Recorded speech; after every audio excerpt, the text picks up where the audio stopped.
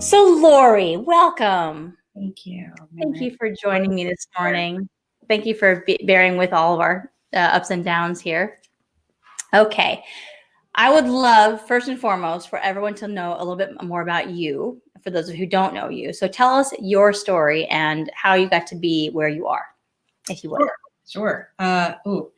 The short version. So I'm a coach and an author with 2 books. They're over here. 2 books and speaker, and I'm also the founder of Hudson Valley Women in Business, an organization of 3,000 women business owners in the Hudson Valley, north of New York City. My background's in marketing and media relations, and I think one of the things I love about you, Merritt, is that I think that we have very similar views of life and why we're here, because sometimes life happens to you, and I think you and I both have extreme examples of that, and use them and decided almost immediately that we were going to make the best of unthinkable situation. And that's really why I'm here, why I'm doing what I'm doing, because I'm a fairly shy introvert who never imagined herself in front of even doing this, let alone in front of a room, like I am pretty regularly. And it was because when I was 28, I was diagnosed with a brain tumor. And, up until that point, I had been a very people-pleasing A student, doing everything that made my parents and teachers and employers happy. And then something really big happened, this brain tumor that said, even when you do all the right things, something can happen. And so what do you really want to be doing? And so I just reinvented kind of from that moment. And so my coaching business is really built around that. It's called Simply Leap, and it's about being more intentional about finding meaningful work in our careers. I tend to work with folks who are mid-career and saying like, okay, I could keep doing this, but what is actually more meaningful for me? Mm-hmm. Making those meaningful choices. And a good number of them are about leaping into a new business or growing the business they've already developed. So that's been really fun too. Yeah, it's such an inspiring story, and it is amazing how I talk about how like life smacked me upside the head, right? It's just like this is not a dress rehearsal. Whether or not you come back again in another lifetime, whatever your framework is there, like right now, this is your time to do this thing. Yeah. And it's shocking when that happens. I think so suddenly, right? It's like all of a sudden you're going along one day and then the next day, everything is different. Yeah. What I always say it like the path I thought I was on took a turn that I couldn't have imagined. And we don't have control over those turns sometimes, but we have control over, and you were just posting about this recently, we have control over what we do about those turns. Right. What we tell ourselves, what we think about it, the people we surround ourselves with, and absolutely, Jonathan, and how and the choices we make out of that turn. And I think that you and I both, our work is really centered around that, the choices that you can make regardless of where you are. Because I think most of us spend our time thinking that we have control over things we don't. Yeah, that's true. That's true for me, for sure. And then life happens and you're like, oh, this is what I really have control over, this kind of limited view, which is, but it is also really, really powerful. Yeah. It's such an interesting perspective to gain. I talk about looking over the edge of the abyss, right? Like you can make the choice to go, oh, I'm going to just go right down that abyss. And like, I'm going to have my existential crisis and I'm going to, or I can make a choice to step back and make have a different experience in my life. And it sounds like when we talk about that, when you talk about it, you and I both have skills around telling those stories, right? We figured it out how to do that and how we can present it in a way like a form like this. Right. Right. Ooh, the pity party, though. I mean, that's the way I put it. It's like, take your time in the pity party, take your time feeling everything. Like, don't go straight to action without really feeling where you are. That's so important. That's a great connection to the next thing I was just going to ask you, because we had connected a couple days ago about all the things that are happening in our country, in the US this week, certainly in DC and other capitals around the country. Yeah. And it's been a little cuckoo bananas. It's been cuckoo bananas for a while. And things keep happening that are just like, what? Like we just wouldn't anticipate any of this. So what are you seeing in the members of Hudson Valley Women in Business, in your clients? How are they responding to this craziness? Well, I have some clients in DC. So I lived in DC for 5 years before moving back to the Hudson Valley. And so, so I had some clients who I checked in with, and they needed some time, exactly what we were saying. Like, you need time to feel your feelings. And so we've created time, before we're going to speak again or checked in with one another. I've had other clients that are saying, like, being busy, is easier for me. And I have to say, personally, I got up the next morning after watching TV relentlessly, for most of that day, and washed my dishes. And, I had this big pile of dishes that are like, later. I'm like, today, right now, this is the thing I'm going to do. I'm going to focus right here on this. And I often clean my bathroom in moments like this. Again, you need something finite. You need something small enough where you can say it's done. And I don't know, most of my clients and most of the women in my business community have bigger things that are amorphous, that always have another to do after it. They aren't very finite.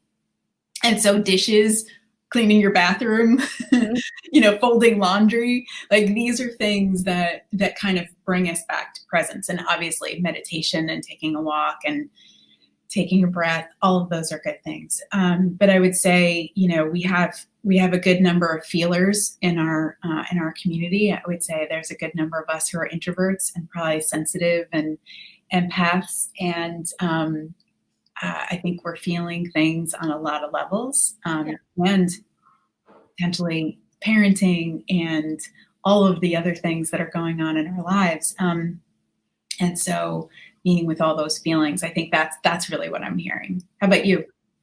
Yeah, I would say I also have a client in DC who, he worked in the Pentagon for a few years. And so he was very much, and he has a client who is going to be on the transition team for Biden. So he's like very connected to all that's going on down there. And I'm just going to show the comments that are coming up here from Cecile. So grounding for sure. Jonathan also did the dishes. So a lot of us are feeling this need. Yep, they're yelling. Small, attainable goals, right? And that's really a mindfulness practice, essentially, is bringing it back to the present moment and being like, okay, I can't control everything out here, and what these people's choices are going to affect me directly or indirectly. But my choice right now is to take care of myself in this moment. Yeah. Yeah, I want to say that there's like this distinction between like hiding or avoiding or, that kind of thing, and becoming present and kind of solidifying yourself before you make choices. I think that those are two really different things. There are, hiding away and I'm not going to look at the news is different. And I actually wouldn't recommend it to, I'm going to look at the news for 5 minutes. Mm-hmm. I'm going to go wash the dishes. I'm going to come back and I'm going to think about, how does this apply to my customers and clients? How does this apply to the people in my life? What do I want coming out of this? Like what am I hoping for? What am I moving for? I mean, those are very choiceful things that we can do as opposed to fully avoiding. And I just, that distinction to me seems really important, especially in a big moment. I would agree with that. I think that sometimes when I post those my little essays about choice and about the power, I do get some pushback. I'm like, what do you mean? I have feelings about this, and it's reality, right? And I could go a whole day about talking about what reality is. We know it firsthand. Yeah, right. So I'm all about we know what reality is, right? The Stockdale paradox. is essentially that very thing, was looking what's in front of you and acknowledging what's in front of you and dealing with what's in front of you and all the ugliness and all the craziness and whatever it is, all the beauty of what's in front of you. And also then making choices to make it better, creating new opportunities, understanding what's possible from this reality. And the reality is that our reality is different than other people's. Yeah. So my experience of my reality is going to be different than, even in this, if it's the same event, even if it's the same event, right? There are people who feel very justified about what happened this week. The people feel like they did the right thing. People that feel like they were empowered by what happened this week. Yeah. And then other people who are completely heartbroken and disenfranchised and completely lost their own enchantment with America and the process and democracy, right? And then there are people going, okay, so this is a mess. How do we clean it up? How do we make it better? Right. And different variations of that. So when we're talking about our experience of reality, it's not that we're ignoring, like you said, we're not avoiding the reality of it. What we're doing is understanding our experience of it and then making conscious choices of how to move forward based on that experience, right? Our process of that. Yeah. Right. And as in the service, I mean, we have service businesses as coaches and consultants. We have to do that for ourselves. And sometimes we lead our clients in that. Or at least we have to, as business owners, we have to think about where are our customers on that line of what we described. Even if we don't necessarily name it for them, I mean, it depends on our businesses, whether we do, we have to consciously think about that when we market it to them, when we post on social media, when we reach out to them. Where are they right now? Do I know where they are? Can I guess where they are? Does it make sense for me to check in and see where they are? I mean, I had some clients where I said, are you up for talking today? And if not, we're going to change our schedule. And then I had other folks who were like, I didn't really want the check-in, wanted to keep moving. And I need to respect that. Yeah, we all deal with it in different ways. Yeah, for sure.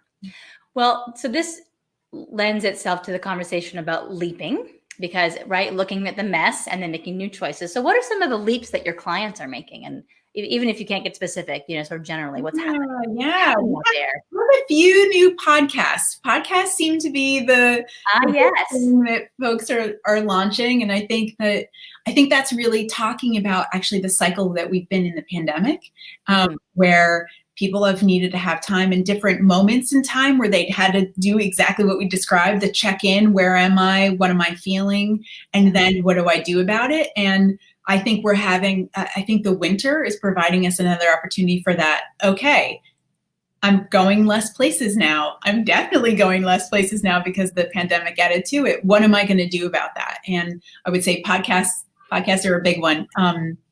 I got a number of launching businesses right now. Oh, that's great. Yeah, which is really exciting. I mean, I think it speaks a lot to positivity, the belief, new year, that there's, a lot of change, new administration, there's, a lot of newness in the air that's happening, and the belief that the vaccine, the belief that, things are going to change this year and I want to take advantage of it, renewed energy that we usually have in the new year. But I think I feel it more this year, and I'm seeing it in my clients for sure. Yeah. And I don't know if you all can hear, my son is at school, and I don't know if you can kind of hear the background noise, but he's like chatting to his teacher back there. So this is what we're living in right now, right? I've actually had several clients who have met my children the last few months because I've had them come in and be like, hey, so-and-so. So it's really the redefinition of how we do this. Actually, I think I want to speak to that, because when you said how are people leaping, and I mentioned podcasts, I think the undertone of that is they are being more themselves than ever before. Yes.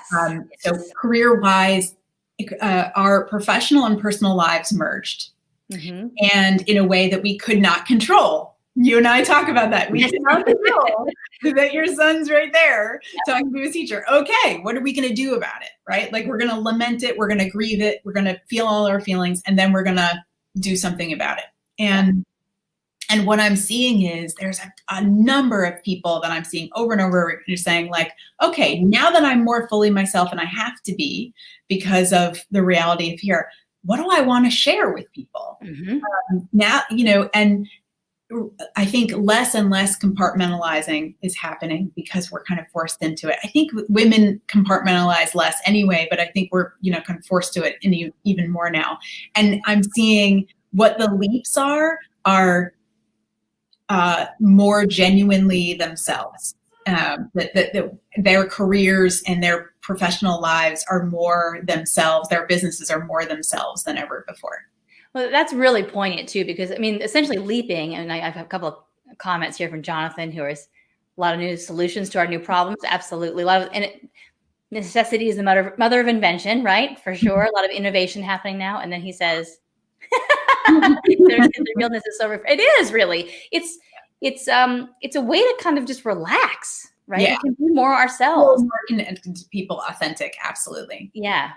And the question that you asked yourself when you are making your leap is, what do I really want to do? That's a question really about authenticity. And we hear this word bantered around a lot. Essentially, though, that's the essence of who am I really in this world, and what do I want to contribute, and how do I want to spend my time? Because I've just gotten this message that I only have a finite amount of time, however long that is. Yeah.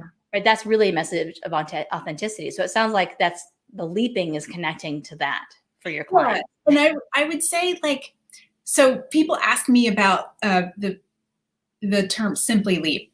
There's a reason why the simply is in the front, because it's not simple. Right. But what gets simplified in it is we face what's really frightening us. Because the thing that's holding us back from doing the thing we already knew we wanted, because I asked myself that question and I already knew the answer of things that I wanted to do. Right. I just wouldn't ever let myself consider that I could do those things because they were too scary, because I might upset someone, I might disappoint someone who was important to me, I might get it wrong, I might fail, and those just weren't possibilities in the world where I thought I could control everything. Right, sure. I had something big enough happen, like a brain tumor, that said, hey, hon, you don't control anything anyway. The things that I thought were scary, like going to applying to art school, or changing my relationship, or moving and traveling to places I'd never gone before. Like once getting up on stage, gosh, that was a big one. Once I'd faced something big enough and scary enough, it put other things that were scary into perspective. And then I feel like that had to go along with, what do I really want to do? Because I think enough of us ask that question, but then don't answer it because of the fear that's kind of underneath. Once I answer it or say it out loud, I'm going to have to do it. And it's too scary to ponder that. Yeah, it is. And that's where support comes in, right? Someone like you comes in and says, let me help you make this plan. Let's build a ladder to the moon that you want to go shoot for, right? Yeah. I'm having Maria is offering a comment here. Yes. The question of who I am, right? Yeah. Maria is another amazing coach, and she's going to be joining me next week. So that'll be fun too. And Cecile. Aw, you're so sweet. I love that. Wow. I have never been called a childhood anime character, but I am so psyched. That's an honor. Thank you, Cecile. That's fantastic. I love that. Great. Okay. So let's talk about specific. I mean, we talked a little bit about tactics, right? About laundry, dishes, that kind of thing. What are if you could leave one kind of golden nugget message or some sort of practical application gift for our audience, what would that be for you today? Well, the thing, I kind of already said it before, but it's the thing I repeat the most in conversations with people and speeches that I give, which is to focus on what we really have control over. I don't think most of us go through our days going, I have control over everything, or I don't have control over everything, but it is an undercurrent. And so no matter what's happening, you always have control of, and you always have a choice around how you feel about something, Mm-hmm. how you think about it, the words you use, and your words are really, really powerful. Yeah. We've seen that this You week hear too. them, and everybody else hears them, and then Yeah. they start reflecting the same words back to you. That is really, really powerful. So you have control over how you feel, how you think, what you say, who you surround yourself with, and what they reflect back to you. So notice what's getting reflected back to you and choose people who are reflecting the same words that you're putting out there, what you want to be generating more of.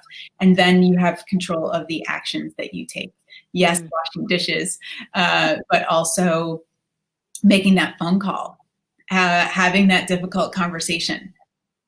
Those are the choices that we have, and everything else, anything else, like what people think, what people are going to say, if people are going to buy or not, when they're going to buy, like if the thing that you're launching is going to work.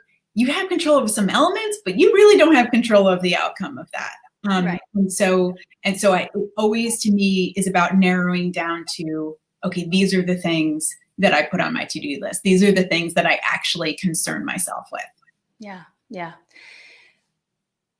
In that, I'm hearing too, is being willing to let it get a little messy, and learning from that, and being okay with learning from that.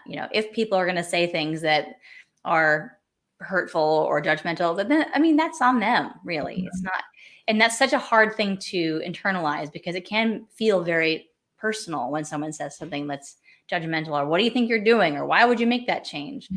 Yeah, I do not call my mom first anymore. I do not talk to the people I know are going to have an opinion until I'm ready for their opinion. Yes, right. And that is self-management. Yeah, that's another version of self-care, is like taking care of your space, taking care of what's coming at you all the time. Yeah. Understanding, like you said, when understanding what words you're putting out in the world, and then hearing what comes back to you. You have control over where you put yourself, I guess, and who you put yourself in front of. Yeah. Yeah.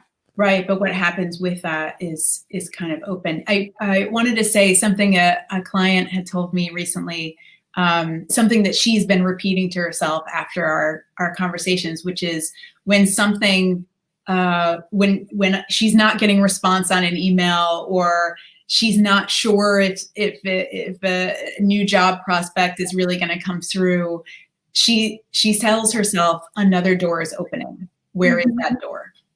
And keeps looking for that. And that too is a choice. That too is within our purview when stuff is happening. That is the mindset that we're choosing when it's not, as you said, when it's messy, when it's not clear yet the direction we're supposed to go in. What's the door that is opening?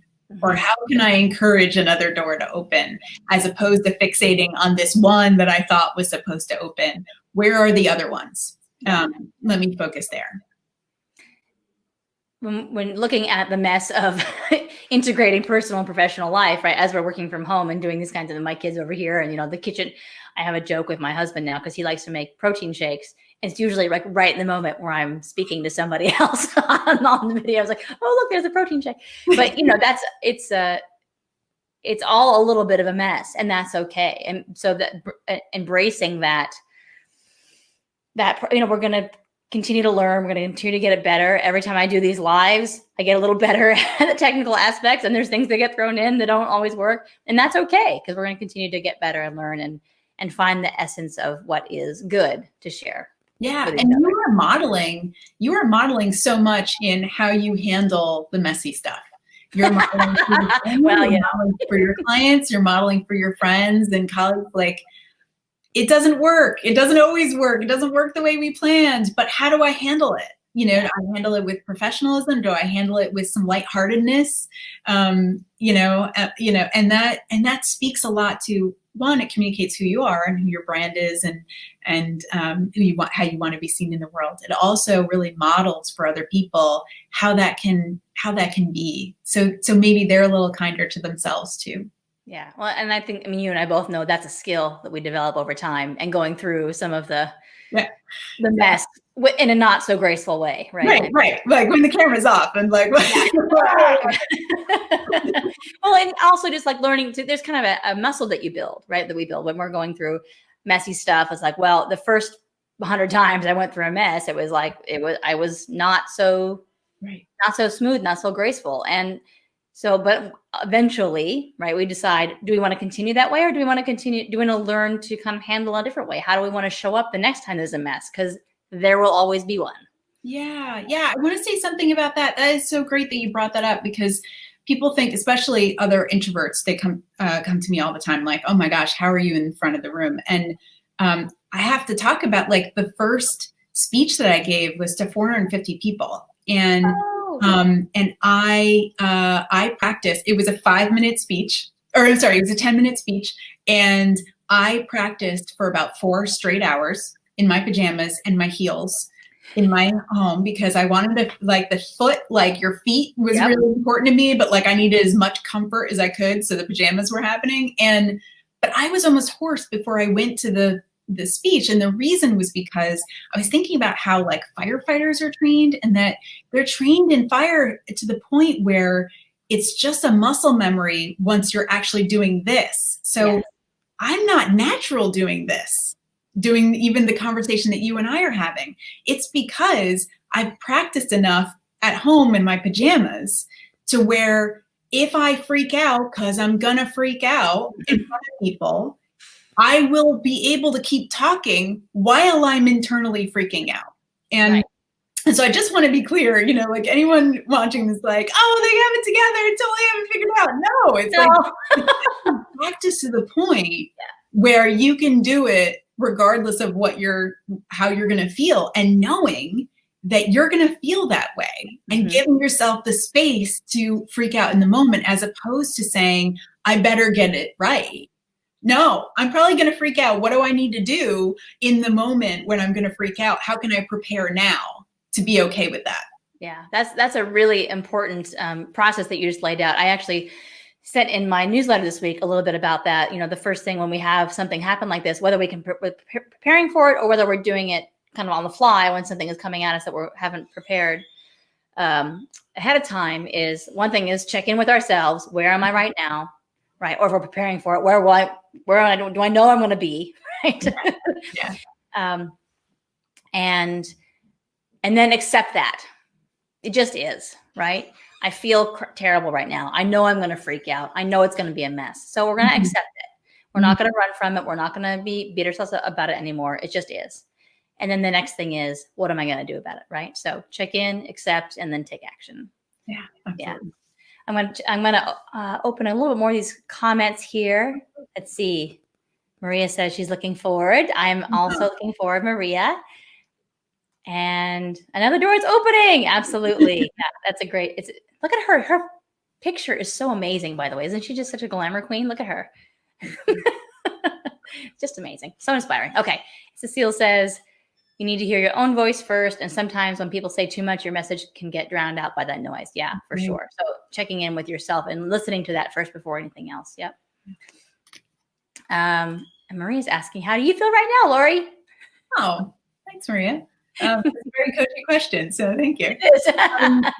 I feel, I actually feel pretty good. I feel really good about the year. I feel excited about all of the meetings and conversations that I'm having right now, including this one.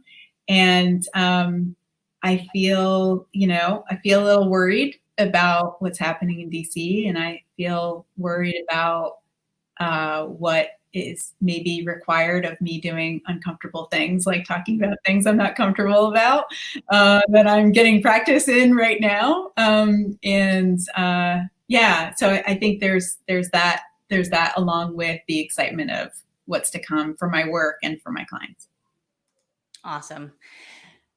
And yes, Jonathan says, are her photos amazing? They are. And then Cecile has one more comment here. I'm so signing up for streamer after this. Yay! And like I said, it could be a mess, but that's okay. We're gonna keep going.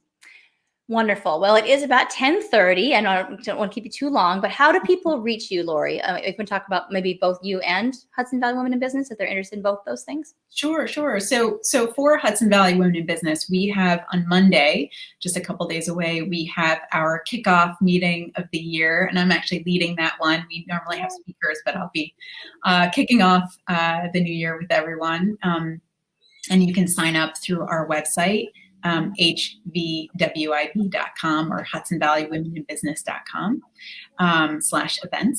And my coaching business is simplyleap.com. You can also reach it through my first and last name.com either way.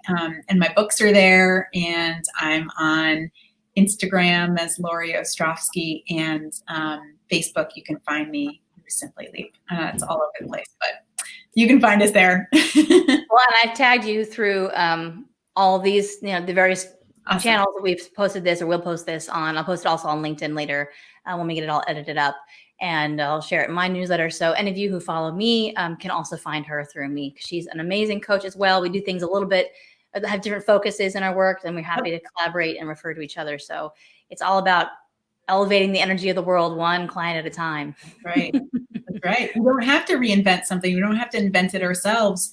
We have great collaborators like you. Absolutely. And like Marie. Yeah, like Maria. Yep. And she has one more. Oh, there you go. All this love. We got all this good love going around. I know. This is the great thing about women doing business differently. Let's spread, there's more business for all of us. There's more opportunities for all of us. 100%. There is no scarcity. 100%. Yep. There's plenty for everybody. Yeah. That's awesome, awesome, awesome. Note to end with. And I also just want to briefly shout out to Cecile, who asked me to mention that if anybody is struggling to gain access to the vaccine, Cecile has an amazing concierge business and a styling business. She also used to be is a registered nurse. She used to also work in the field. And she asked me to mention to our audience here today that if anybody who's eligible for the vaccine is having trouble accessing it, that she can help. So you can connect with her at Cecile at CastilianLifestyle.com. I think that was right, Cecile. Why don't you go ahead, Cecile, and put it in the comments where they can contact you about that? Since she's talking about abundance mindset too. And Jonathan, what are you saying now? When people, yes, absolutely. Teamwork, yay, rainbows and unicorns. No, but for real though, right? I mean, it's just like, hey, it has a rainbow on it. On it, you can see. Yeah, there you go. Oh, very nice. I mean, and we joke about this, but you and I both know that stuff can get real fast, and we have both made a choice, as have so many of our clients and colleagues, to focus on what we can do well in the world and the good we can do in the world. So I'm going to put up that comment from Cecile so that if anybody needs access to the vaccine, they're having trouble, please reach out to her. And I know she's happy to help you. Thank you. Last thoughts, Lauree? Oh, I'm just so grateful. Thank you so much for all that you do and all that you provide to the greater community and to your clients. I'm just glad that we've been able to connect in this way. I am too. And thank you too. So I had a goal that I set with my business coach earlier in the week. And that was at the beginning of the week, I said, I'm going to fill up 6 weeks of awesome guests on my live. And now and Laura was the first one to respond. I was like, I'm going to do this. And she's like, if you need anybody, I was like, absolutely. It's just the perfect person to do this and start out the new year with this. So thank you so much for jumping on that. And I have now actually booked out I'm going into April now. So a lot of great energy. Yay. So I'm very grateful for you for coming this morning. Thank you for bearing with the ups and downs of StreamYard. And I hope you'll come back and join us again and share more of your brilliance and your gorgeous wisdom and your wonderful energy. Thank you. All right. Awesome. Thank you so much. Bye, everybody. And if you are looking for the replay, I'm going to post that up in a little bit. Thanks.